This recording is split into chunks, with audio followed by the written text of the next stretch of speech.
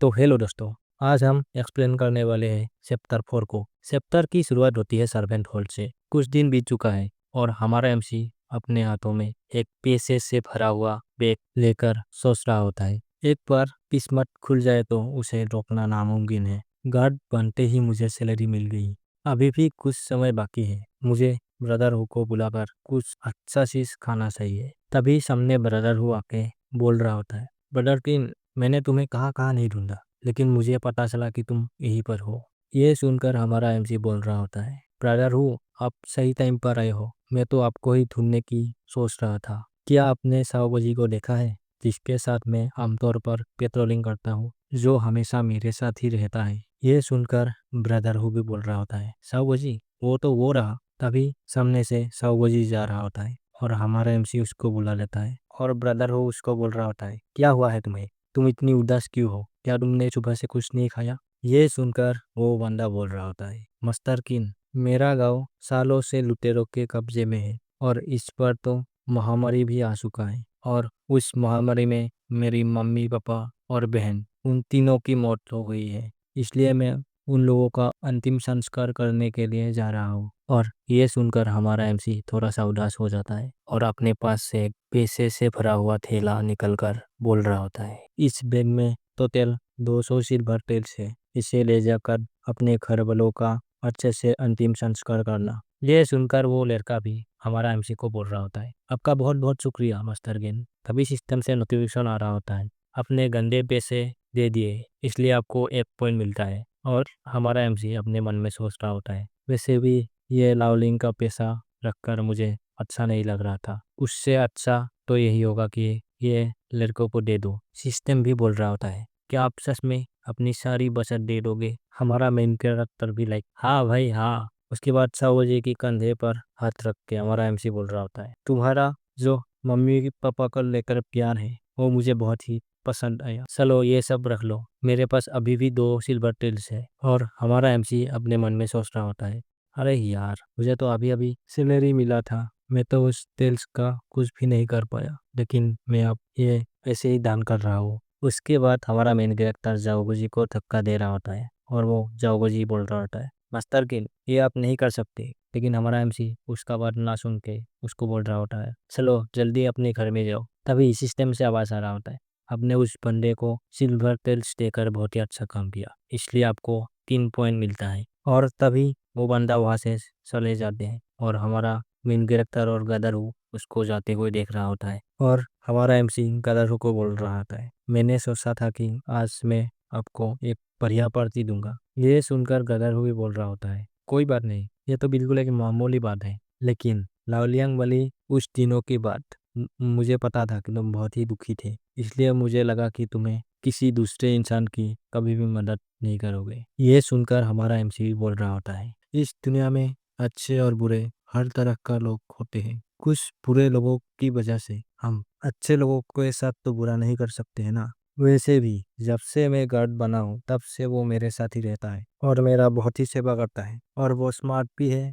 मैं ऐसे बच्चे की हेल्प नहीं करूंगी तो और किसका करूंगा। और ये बातें बोल के हमारा एमसी और गदर उस बंदे को जाते हुए देख रहा होता है और तभी वो बंदा पीछे मुड़ के चिल्लाते हुए बोलता है, मास्टर किंग, वैसे तो मेरा जीवन बेकार है, लेकिन फिर भी मेरे पास बस यही एक चीज है, मैं आपका कर्ज जरूर चुकाऊंगा, चाहे जो भी हो जाए। अगर मैं इस जन्म में आपका कर्ज नहीं चुका पाया तो अगले जन्म में चुका दूंगा। ये सब वो रोते रोते कह रहा होता है। तभी उधर बदर भी हमारे एमसी को बोल रहा होता है, भाई इस बार तो इसको मदद करके अपने बहुत ही अच्छी काम किया है। हमारा एमसी भी बोल रहा होता है, हाँ ये सब छोड़ो, वैसे भी आप मुझे बोल रहे थे कि आप मुझे ढूंढ रहे थे। ब्रदर भी बोल रहा होता है, हाँ मेरे लिए आपके पास एक अच्छी खबर है, चलो मैं रास्ते में जाते जाते आपको बता दूंगा। और ये सब बोल के वो दोनों वहां से निकल जाते हैं। और अब सीन सेंस होता है रात के वक्त। हमारा एमसी यंगस्टर फ्रैंक के कमरे में बैठा हुआ था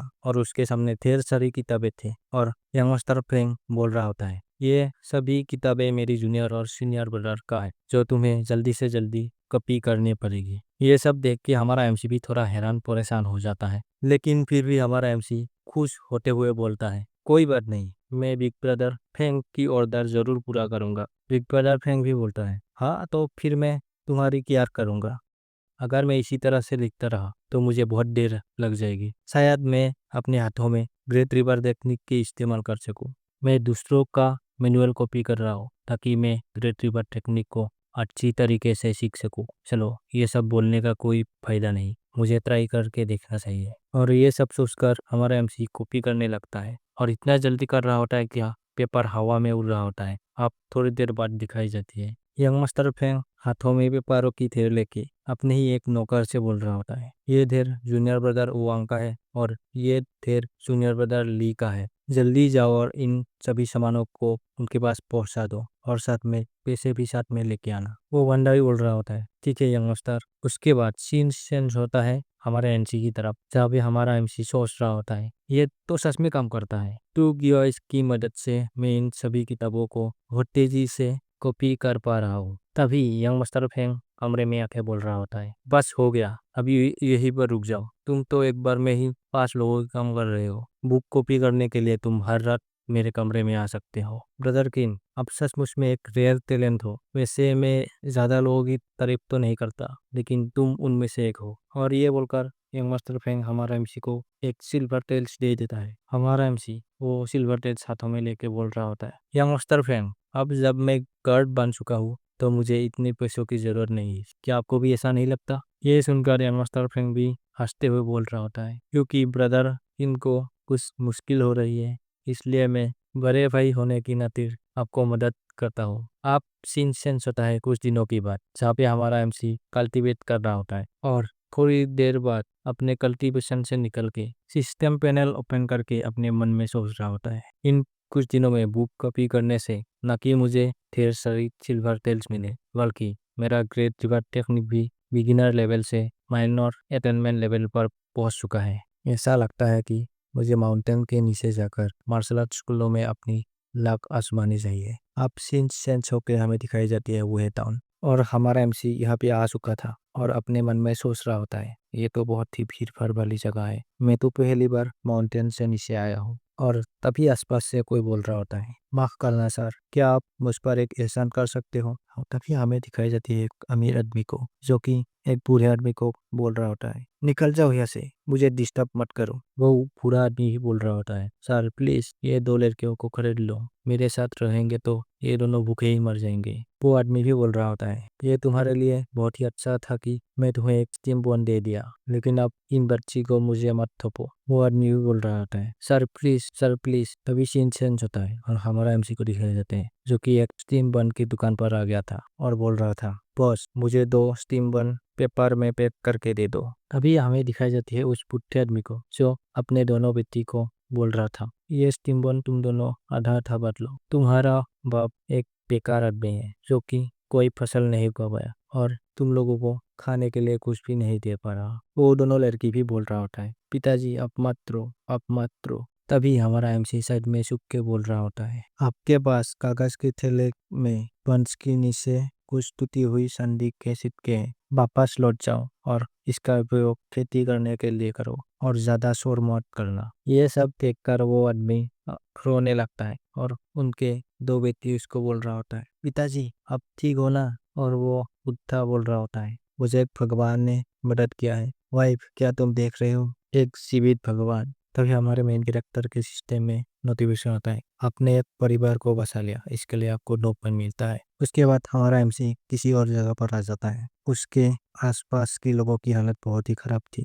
उन लोगों में से एक छोटी सी बच्ची बोल रही होती है, मैं गाना भी गा सकती हूँ और बेशर्मी से काम भी कर सकती हूँ। मैं अपने आप को पूरी जिंदगी के लिए बेच भी सकता हूँ। और उसके पास रहने वाला एक छोटा सा लड़का बोल रहा होता है, मेरी मम्मी बीमार है, मैं एक संधि के सिक्के के लिए मैं लड़ने को तैयार हूँ, कौन मुझसे लड़ना चाहेगा? और ये सब को लेकर सिस्टम में बहुत सारी मिशन आ जाता है। कुछ देर बाद हमारा एमसी सारे मिशन कंप्लीट कर लेता है और अपने मन में सोच रहा होता है, चलो मैंने बहुत सारी पॉइंट कमा लिए इस दुनिया में, जहाँ हमेशा कमजोर ताकतवरों का शिकार बन जाता है। हम लोगों के लिए जीवन जीना बहुत ही मुश्किल है। अगर ब्रदर हु को पता चल जाता कि मैंने उतने सारे संधि के सिक्के बांट दिए हैं तो उन्हें बहुत ही ज्यादा गुस्सा आ जाता। चलो ये सब छोड़ो, ये सब सोचकर वो सिस्टम से बोलता है, सिस्टम मेरे सभी पॉइंट को फिजिकल फाउंडेशन पे लगा दो। सिस्टम भी बोल रहा होता है आपके पास मिनिमम 3 मार्शल आर्ट टेक्निक होना चाहिए, तभी आपका फिजिकल फाउंडेशन अपग्रेड हो पाएगा। ये सब देखकर हमारा एमसी बहुत ही दुखी हो जाता है और बोल रहा होता है फक यार। और हमारा एमसी ये हरकतें करता हुआ कोई दो बंदे ऊपर की कमरे से देख रहा होता है और एक बंदा बोल रहा होता है ब्रिगेडियर ये लड़का क्या अजीबोगरीब करते कर रहा है, शायद पागल हो चुका है। ये सुनकर वो दूसरा वाला बंदा भी बोल रहा होता है क्या फर्क पड़ता है यार, इसके पास तो पैसे ही पैसे है, जब ये शहर से निकल जाएगा तो इसे हम पकड़ लेंगे। और यहीं पर आज की चैप्टर खत्म हो जाता है।